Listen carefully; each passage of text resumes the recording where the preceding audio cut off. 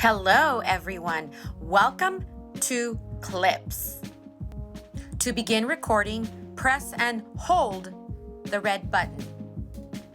When you're done recording, let go. If you do not have hearing impaired students, you do not have to close caption.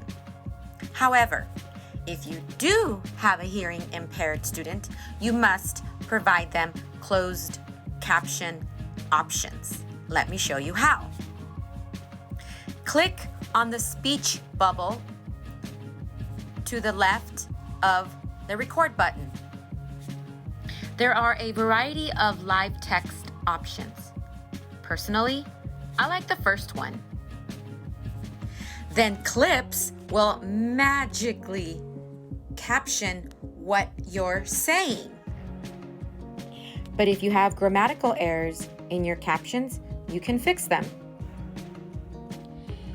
Click on your clip and then select Live Titles. The clip will display the whole entire transcript. Then you can go right in and edit the transcript. You can also add scenes just to have fun. Help me, Obi-Wan Kenobi. You're my only hope. You could have fun with this, but once you're done, it is super easy to send your message via Pronto. Let me show you. Once you are happy with your video, click on the upload button. The Pronto icon will pop up. You can send it to a class, multiple classes, or to a single student. Clips is a fun tool, and we should have fun too when we are creating content.